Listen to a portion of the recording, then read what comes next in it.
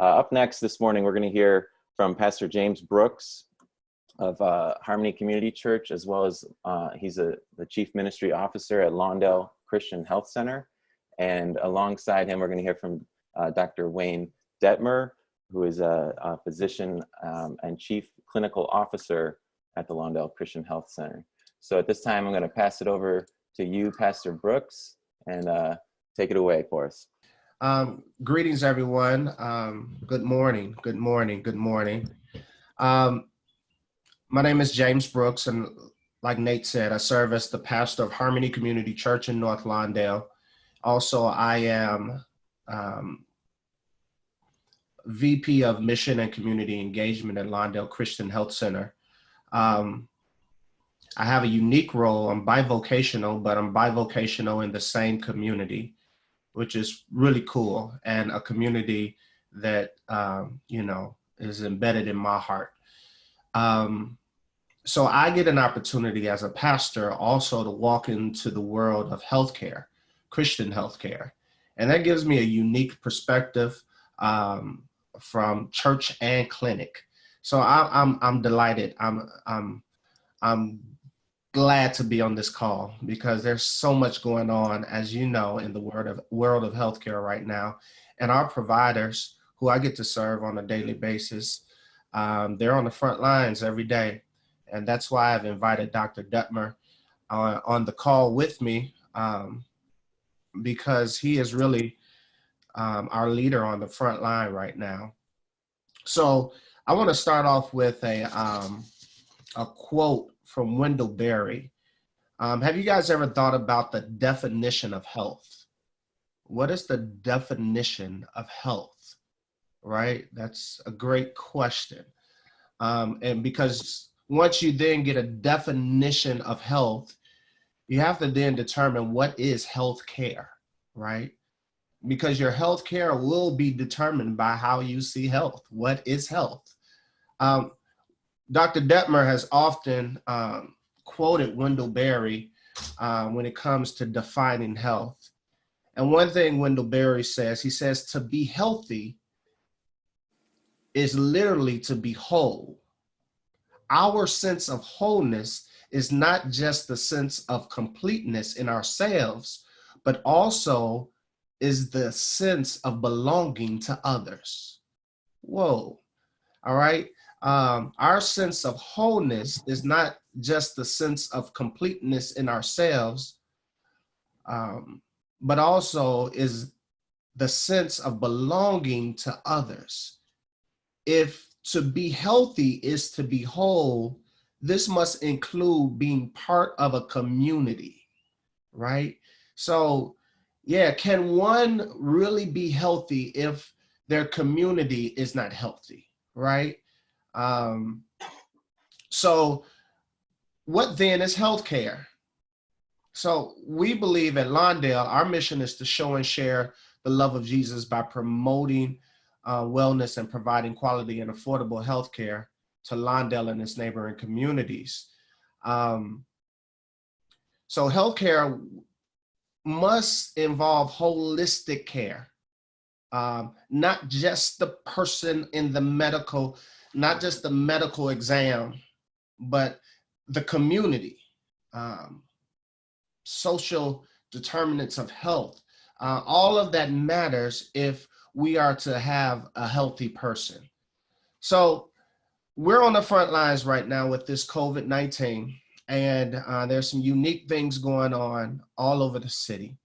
And it's just really cool to see the church in a real sense. And Dr. Detmer is going to step in now and tell you more about that. We're kind of, helping in a big way, bringing things together. And okay, Dr. Detmer, I'm going to shut up now. You bring it on in. Tell them what we're doing. Thanks, Pastor Brooks. We are thankful for your prayers. I know a lot of people feel helpless. I'm getting a lot of texts and emails from folks who, even our own employees, who, in order to sort of adhere by the CDC guidelines, we have eliminated 85% of the medical visits that we typically do at Lawndale. So that means we've canceled something like 12,000 patient visits a month. And we're only focusing on people with respiratory symptoms, people with acute needs. So somebody may have a urinary tract infection or something, and so we separate them. And then essential well visits, so that would be vaccines for kids, and then things like follow-up visits for women who are pregnant. And those are all in 3 different distinct areas, trying to adhere very strictly to the CDC recommendations. And so because of that, many of our staff are sitting at home and just itching to help. People come, and I know that people in the church are doing that. So one of the questions they have is, well, what can we do in the church? And maybe we'll come back to that later. But certainly, as Pastor Edie said, praying is important.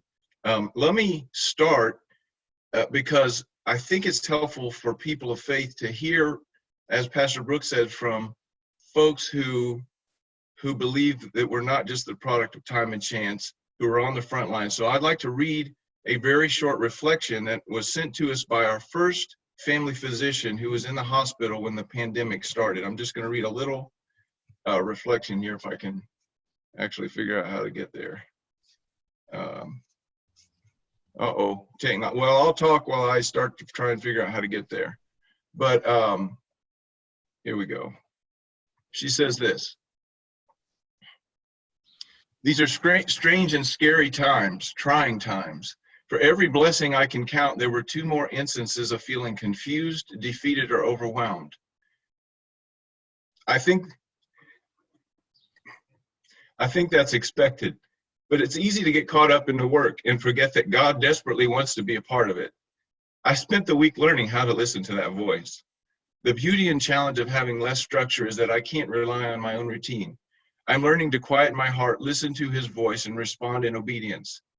I do not get it right every time, and certainly did not always this week, but there were so many moments that I can only be from God.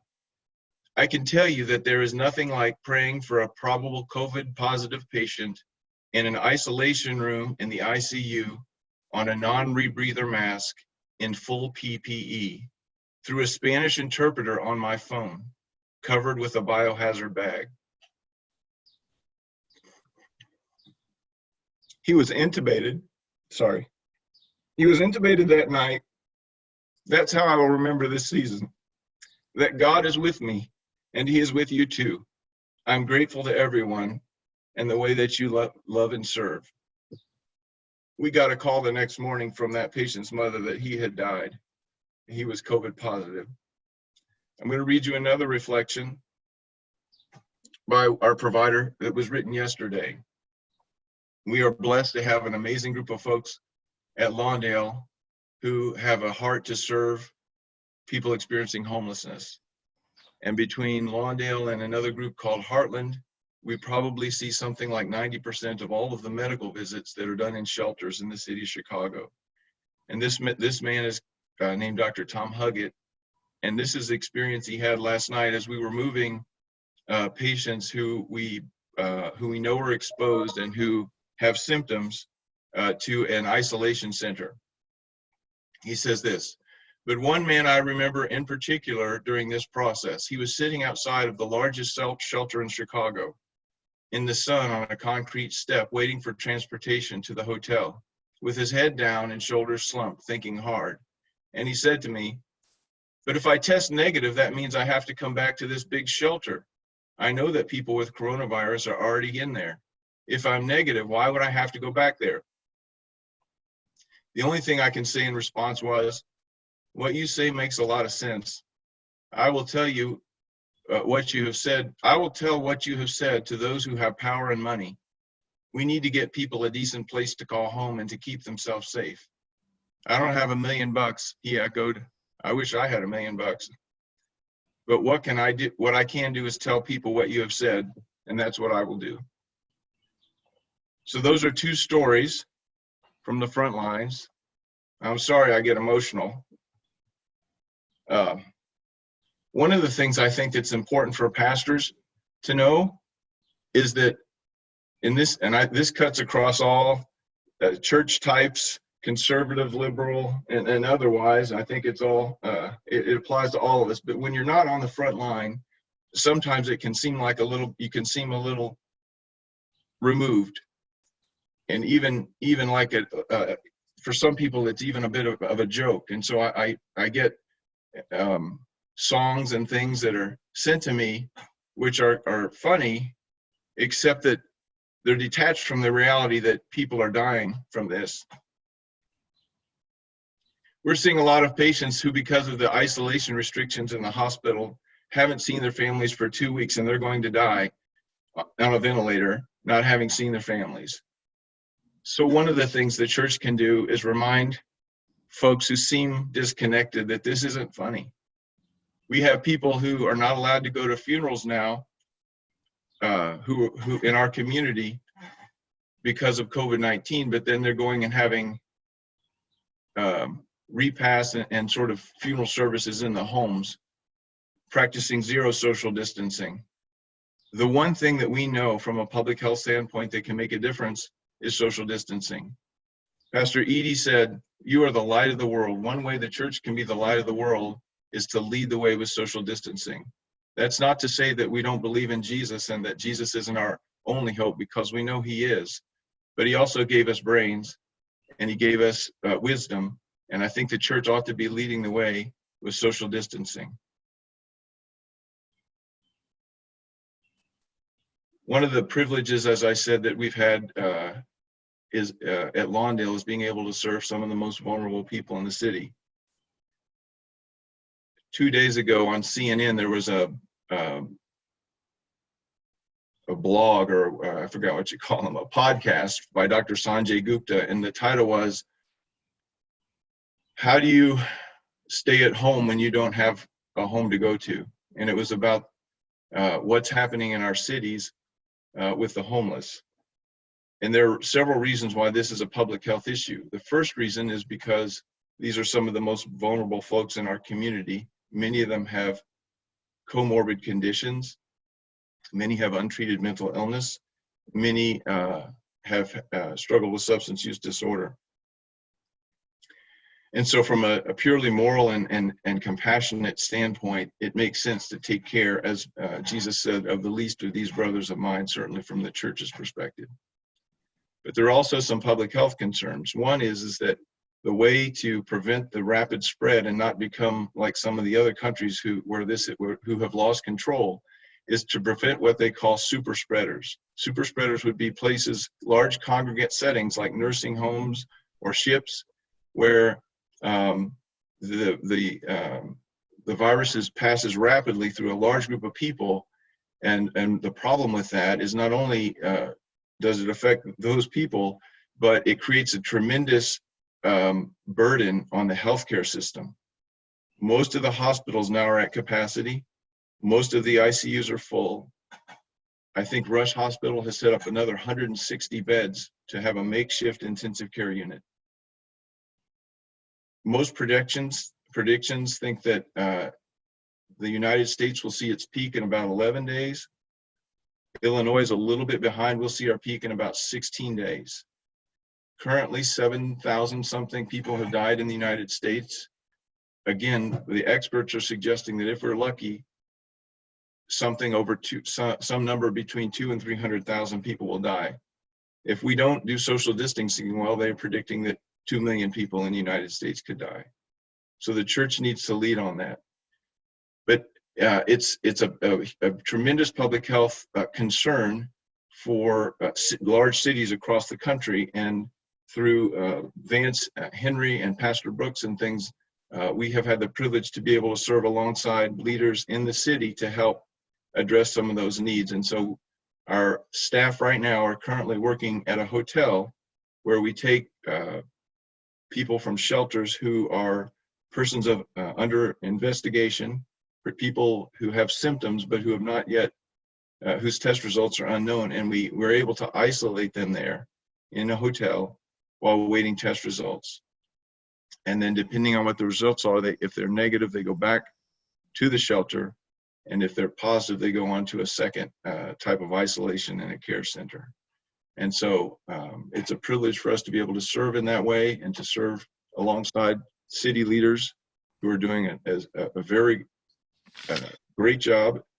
And I think that it's the potential for Chicago to be a model in this. in this effort. I'll stop there. Thank you. Thank you. Thank you. So the question is, what can the church do? What can the church do? How can the church support our frontline workers? All right. I know we're out of time, but I just want to lift up, definitely, like Pastor Edie said, we have to pray. And as Dr. Detmer keeps telling us, and we keep hearing, stay at home.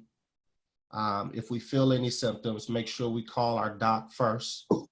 So don't just show up at the clinic, right? Call first. There are even opportunities where you could prepare some lunches for homeless shelters, or packages for homeless men and women. But I guess at the end of this call, we'll have some Q&A, and maybe we'll get some more ideas from there. And I can let you guys know how you can contact me or Dr. Detmer.